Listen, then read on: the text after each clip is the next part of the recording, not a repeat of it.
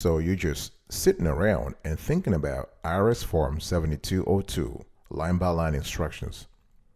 Well, you're lucky because I'm going to give you those instructions right now. 7202 talks about credits for sick leave and family leave for certain self employed individuals. Don't go anywhere.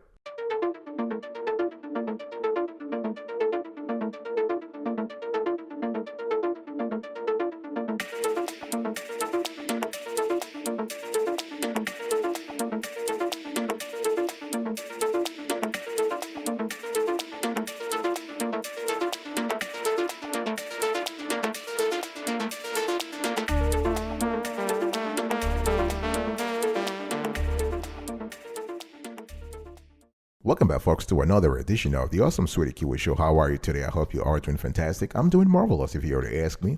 And if you are doing as great as I am, go grab a cup of coffee or tea or vodka and let's roll. Today, I want to talk to you about Form 7202. Let's first talk about the purpose of that form. Now, IRS Form 7202 tells you who may file the form. And if you, for the latest tax information, by the way, we are actually talking about a moving target here. This is a dynamic piece of legislation because the COVID-19 pandemic is still around. So for the latest info about coronavirus tax relief, you want to go to irs.gov/coronavirus. And we're actually putting on the screen right now a snapshot of that the website. So the Family First Coronavirus Response Act, the FFCRA, as amended by the COVID-19 Tax Relief Act of 2020, is really intended to help the United States combat COVID-19 by giving small and mid-sized employers refundable tax credits that reimburse them dollar for dollar, very important, for the cost of providing paid sick and family leave wages to their employees for leave related to COVID-19. So the FFCRA extends to self-employed individuals equivalent refundable tax credit against net income tax. So those are credits. And these credits are equivalent to the amount of qualified sick leave wages or qualified family leave wages the self-employed individual could receive under the Emergency Paid Sick Leave Act or the Emergency Family and Medical Leave Expansion Act. So those are two separate provisions of the FFCRA, and this only happens if the individual were an employee of an employer other than himself or herself.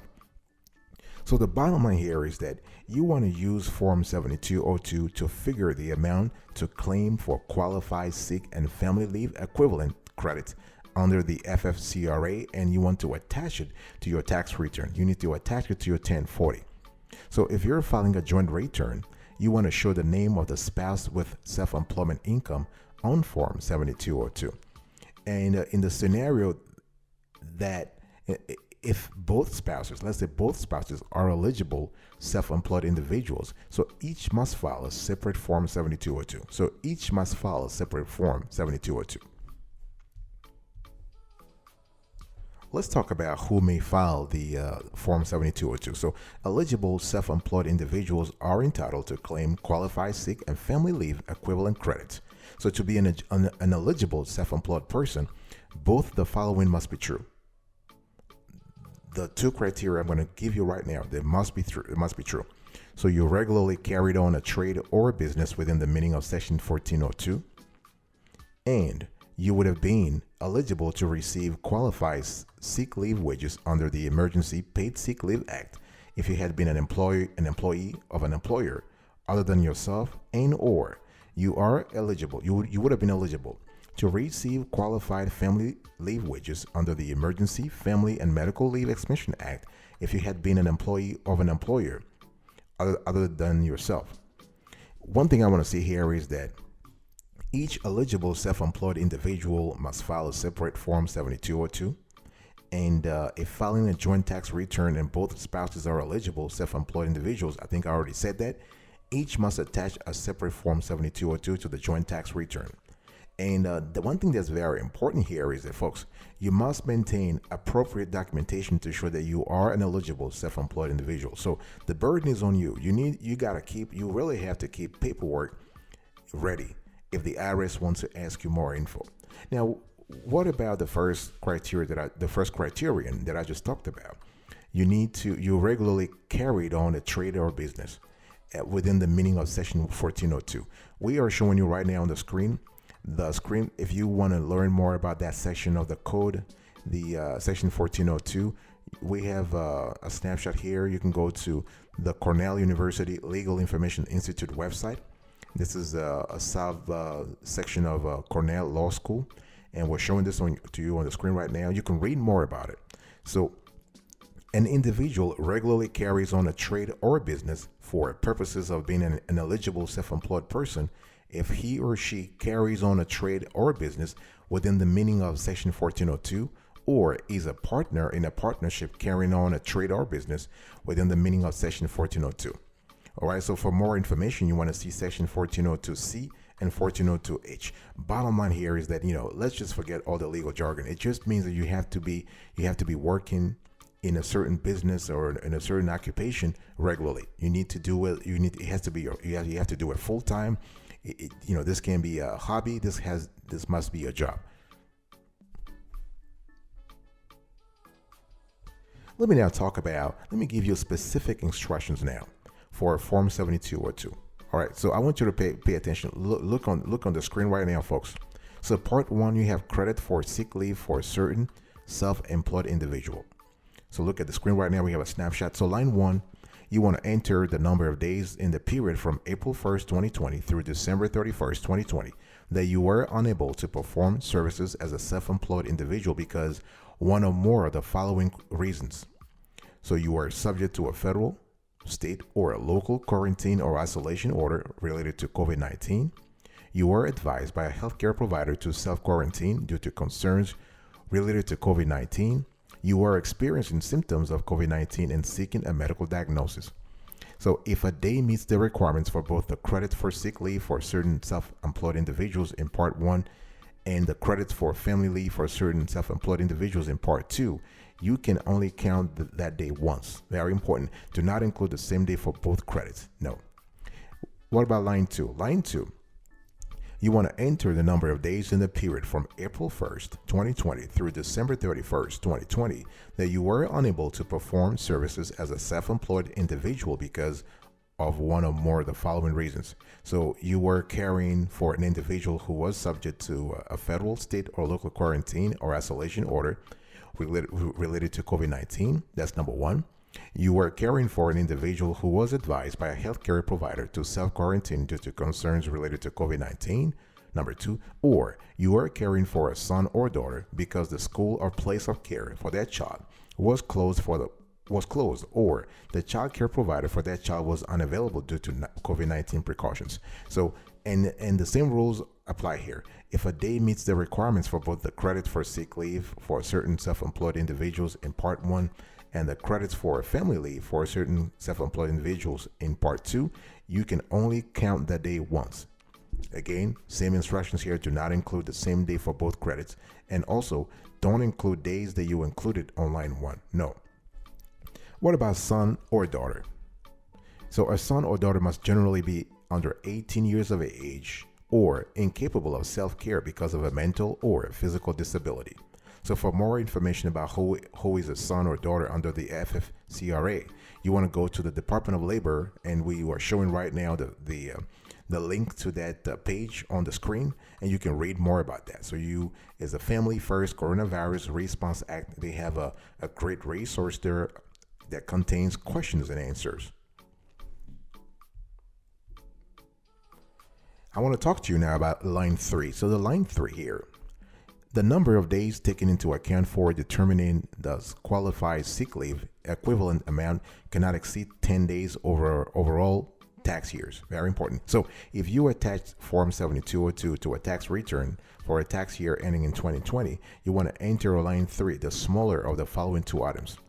Number 1, and we're showing this on the screen. Number 1, it has to be 10 days. It has to be the smaller of 10 days or the number of days in your tax year there are after March 31st, 2020.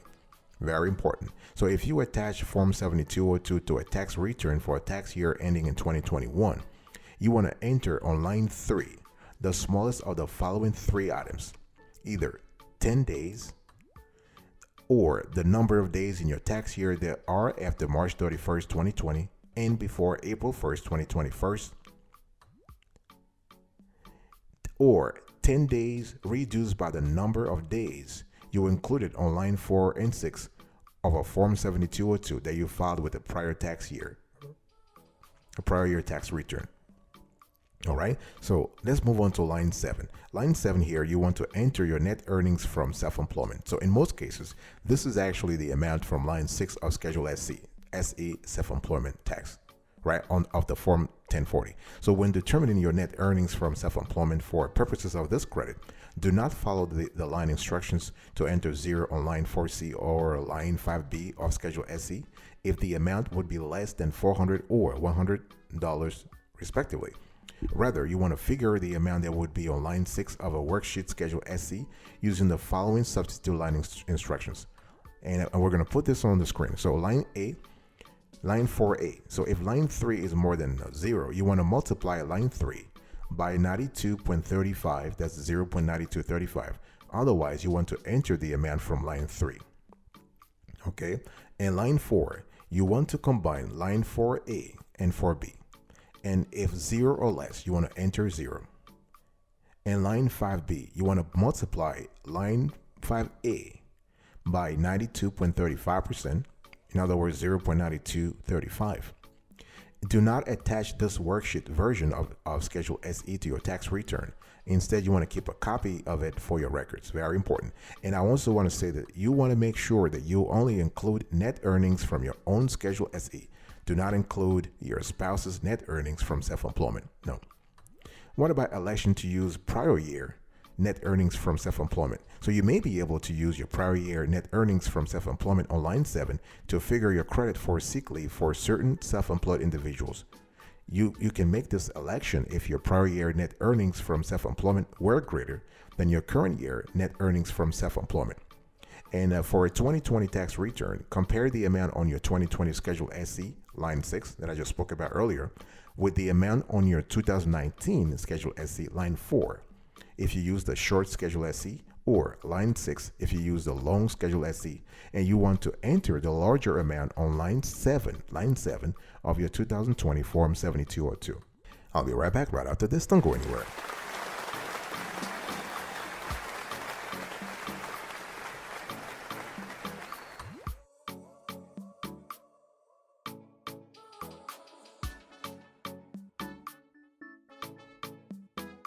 Welcome back, folks, to another session of the Awesome Sweetie Kiwi Show. We are still continuing our conversation, our line-by-line instructions for Form 7202. So let's talk about line 15. So line 15, you want to enter the amount of qualified sick leave wages subject to the $511 per day limit you received from an employer. So if you receive wages as an employee in addition to your self-employment income, and you received qualified sick leave wages from your employer because of the reasons described earlier under line 1, your Form's W-2 would show the qualified sick leave wages subject to the $511 per day limit. This amount will either be reported separately in box 14 of your Form's W-2 or on a separate attached statement. So if you want more information, folks, if you want more information on the W-2 reporting of qualified sick leave wages, you want to see a notice 2020-54, and this is available on the IRS website. It's notice 2020-54. And we're showing this to you right now on the screen so you can see it. This is just a snapshot of notice 2020-54 and page 226. Okay. And line 16, you want to enter the amount of qualified sick leave wages subject to the $200 per day limit you received from an employer. If you received wages as an employee in addition to your self-employment income and received qualified sick leave wages from your employer because of the reasons described earlier under line 2, your Form W-2 would show the qualified sick leave wages subject to the $200 per day limit. And remember that this amount will either be reported separately in box 14 of your Form W-2 or on a separate attached statement. On line 24, you have credit for sick leave for certain self-employed individuals. So you want to subtract line 23 from line 14. If 0 or less, you want to enter 0. And you want to enter here and on Schedule 3, Form 1040, line 12B. Line 12B.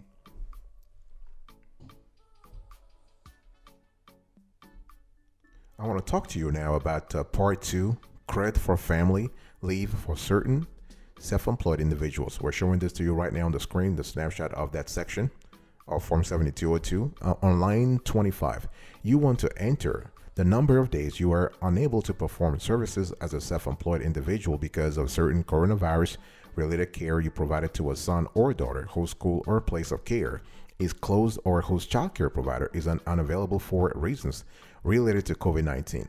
And the thing here is that I strongly suggest that you can actually count days occurring in the period from April 1st, 2020 through December 31st, 2020, but do not enter more than 50 days. Do not enter more than 50 days. If a day meets the requirement for both the credit for sick leave for certain self-employed individuals in Part 1 and the credit for family leave for certain self-employed individuals in Part 2, you can only count the day once. We talked about this before. No duplication here, right? Do not include the same day for both credits. And son and daughter. So a son or daughter must generally be under 18 years of age or incapable of self-care because of a mental or physical disability. So again, for more information about a son or daughter under the FFCRA, you want to go to the Department of Labor website. And we're showing a snapshot here. You can see on the screen, and yeah, you have all the info there. Okay. What about we have here? We have line. So there is actually more information. If you need more info or you want other definition related to the Emergency Family and Medical Leave Expansion Act, you want to see the Families First Coronavirus 2 instructions for Form 7202 Response Act. Okay, and again, you have questions and answers on the DOL website. One thing I also want to say here is that line 26. So line 26, you want to enter your net earnings from self-employment. So in most cases, this is the amount from line 6 of Schedule SC on Form 1040. So when determining your net earnings from self-employment for purposes of this credit, do not follow the line instructions that I just spoke earlier about. You also want to make sure that do not attach this worksheet version of Schedule SE to your tax return. You want to keep a copy of it for your records. Make sure you only include net earnings from your own Schedule SE, not from your spouse. Very, very important. Okay. And I want to talk now about line 31. Line 31, you want to enter the amount of qualified family leave wages subject to the $200 per day limit you received from an employer. If you received wages as an employee in addition to your self-employment income and received the qualified family leave wages from your employer because of the reason described earlier under line 25, your Form W-2 should show the qualified family leave wages subject to the $200 per day limit. This is very important, and this amount will either be reported separately in box 14 of your Form W-2 or on a separate attached statement. And this is very important to make sure the explanation is very clear. And line 35, you have credit for family leave for certain self-employed individuals. So you want to subtract line 34 from line 30. And if 0 or less, you want to enter 0. You want to enter here and include on Schedule 3 from 1040, line 12B. All right, folks, this is it for today's conversation. I was giving you more info about Form 7202. I was giving you line-by-line instructions. So I spoke to you about the purpose of the form, who may file the form, and I give you specific instructions for the form. All right, I will see you next time. But until then, remember, remain marvelous.